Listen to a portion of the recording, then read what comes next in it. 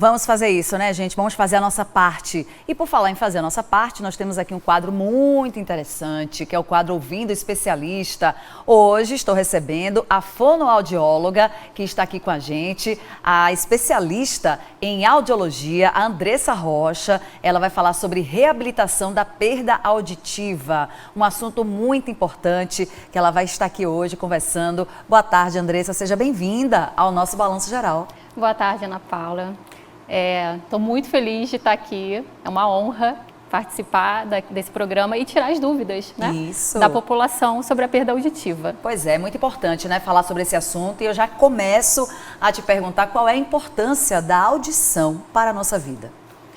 A audição ela é super importante para quando a gente pensa em aquisição da linguagem, né? Se a gente não ouve bem, a gente também não vai adquirir a linguagem. Então, ela é super importante desde criança, né? Por isso que é importante a gente avaliar os bebês, né? Porque se eles tiverem perda auditiva, tem que reabilitar imediatamente, para que não haja problemas futuros na aquisição da linguagem. Pois é, e olha, se você tiver alguma pergunta, se você quiser fazer também, tirar alguma dúvida, agora esse é o momento, pelo nosso WhatsApp, tá aí agora, você pode mandar pelo 998780327. Andressa, quais são os sinais de alerta precoce de problemas auditivos que as pessoas precisam estar cientes?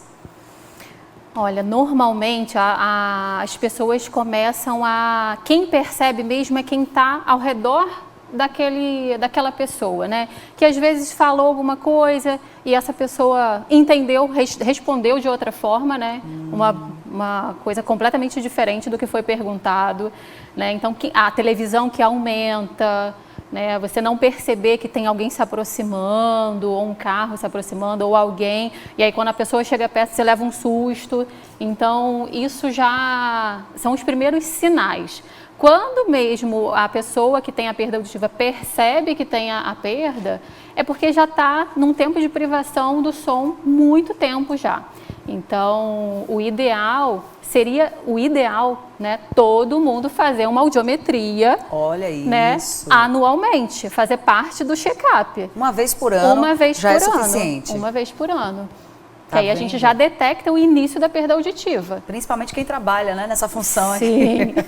Que ouve, que usa ponto. Atenção aí você também que trabalha bastante com isso, mas é geral, né? A orientação é para todos, regularmente aí fazer a audiometria. Agora, como é que a perda da audição, ela pode afetar a qualidade de vida de um indivíduo?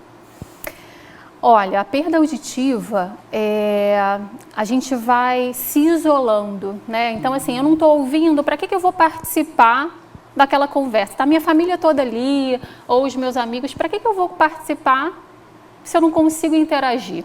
Né? Então, eu acabo me isolando, aí junto com isso vem uma depressão, né? E também a parte cognitiva. É super importante a gente pensar que a audição, quem entende é o nosso cérebro. Então, aqui precisa estar tudo funcionando bem na nossa orelha para levar informação para o nosso cérebro, porque é no nosso cérebro que a gente decodifica as informações.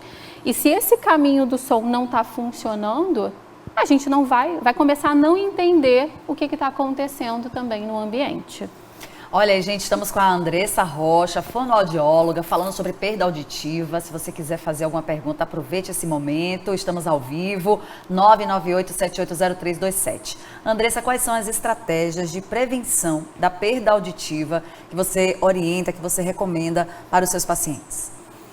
Bom, o ideal é usar o aparelho auditivo o tempo inteiro, né? Então, assim, acordou, colocou o aparelho na orelha, só tira mesmo para tomar banho e dormir.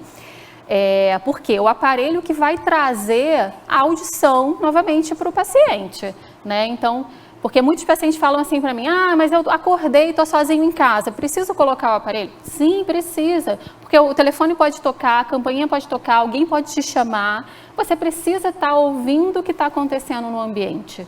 Então, usar o aparelho o tempo todo, porque o aparelho vai ser o quê? A audição, né, reabilitada para aquela pessoa. E você trabalha, né, com pacientes que precisam de adaptação e também de aparelhos auditivos pela primeira vez, né? Agora, até uma curiosidade, as pessoas ficam com receio, têm preconceito, como é? Porque eu acho que isso pode acontecer, não é, Andressa? Acontece muito, Ana Paula, né? muito. Então, assim, hoje em dia, os aparelhos auditivos, assim, as tecnologias, eles estão muito avançadas, muito mesmo. Então, desde a linha essencial, hoje a gente já tem aparelhos com uma tecnologia muito avançada, com muitos recursos para trazer o conforto para o paciente, né? Então, mas ainda tem muita gente que olha o aparelho auditivo como, é uma coisa de gente velha. E não é, a gente adapta bebês, a gente adapta jovens, cada vez mais adolescentes e pessoas na faixa de 30, 40 anos chegando, né, por conta da exposição a ruído.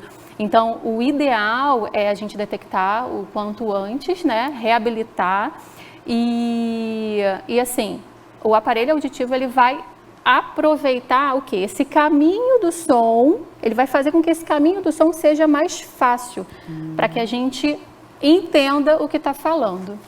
E quais são os avanços mais recentes em tecnologia auditiva e como é que eles beneficiam os pacientes? Hoje tem aparelho que, inclusive, tem alerta de queda. Se o paciente cair dentro de casa ou cair na rua, o aparelho manda um comando para as pessoas cadastradas, né? Pode ser familiar, as pessoas mais importantes, até 3 pessoas. E que se a pessoa cair, a outra pessoa vai receber a mensagem que o paciente caiu. Então, esse é um avanço muito grande. E não é só na tecnologia premium, igual era antigamente. Hoje a gente já tem na primeira linha de tecnologia, né? Além dos filtros de ruído, para dar o conforto para o paciente. Agora você trouxe aqui esse equipamento, esse aparelho, mostra pra gente, fala um pouquinho, explica melhor. Esse aqui é um aparelho recarregável, que hoje não usa mais bateria. Existem os aparelhos de pilha. Você pode pegar aqui, né, para o nosso Roberto aqui mostrar, né, com mais detalhes. Isso, esse aqui é um aparelho recarregável, tá? Então, é só colocar aqui à noite, quando for dormir, e deixa ele lá carregando à noite. De manhã, coloca no ouvido. Eu, inclusive, vim aqui hoje com um aparelho auditivo nas minhas orelhas. Olha! Super discreto, né? Desse modelo aqui, é o fio que tá bem aqui, ó. Vocês podem ver. Não dá nem pra Eu vou perceber. tirar ele aqui, ó. Tirei. Ó, um aparelhinho. Vou colocar. Boto ele aqui atrás. Coloco lá dentro. Então, os aparelhos hoje têm muita potência e ficam imperceptíveis. Pois é, e dá para adaptar legal, né? Sim. Fica bem... Tamanho do fio, a potência do aparelho, né? A gente consegue no mesmo aparelho colocar 4 potências. Então, assim, antigamente, se a perda auditiva fosse muito grande, a gente precisava de um molde grande que ocupava a orelha inteira. O aparelho era muito grande. Hoje, não. Hoje, a tecnologia, no mesmo aparelho, a gente consegue colocar até uma perda severa.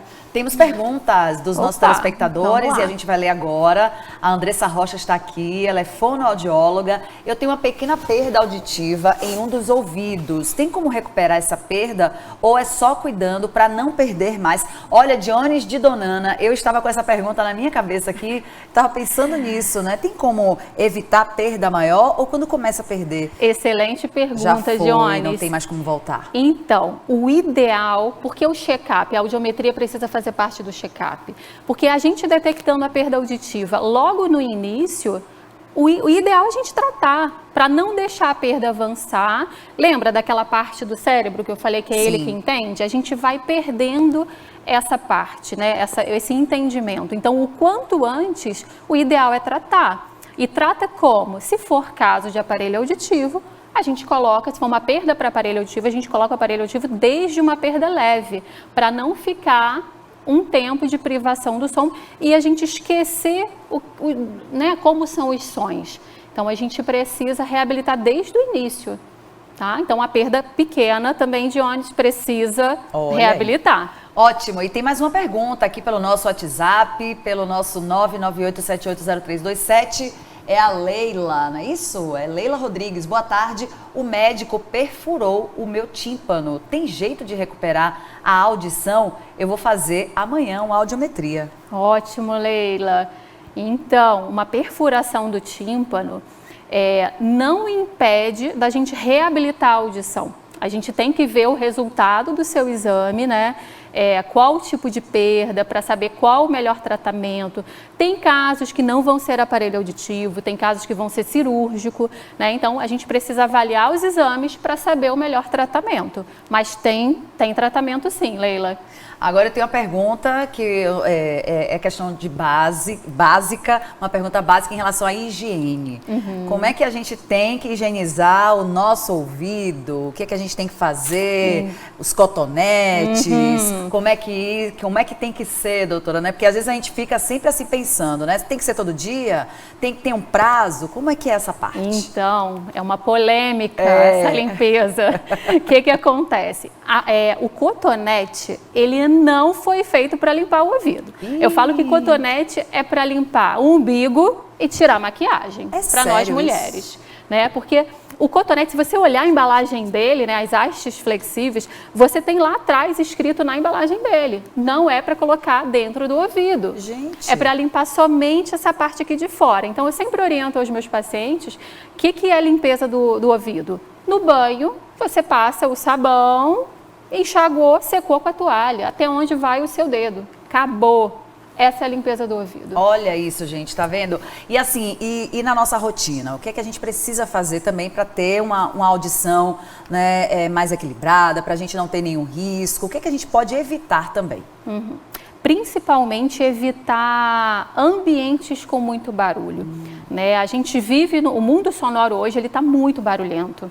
As ruas estão muito barulhentas, então a gente evitar esses ambientes com muito barulho, evitar o uso do fone de ouvido. Não que o fone não possa ser usado, pode sim, mas já percebeu que quando alguém está com fone, a gente escuta a música que o outro está ouvindo? Nossa, com certeza, já ouvi muito isso. Então, o fone de ouvido você pode usar, mas como? Numa intensidade que você saiba o que está acontecendo ao seu redor e não se isolar daquele mundo.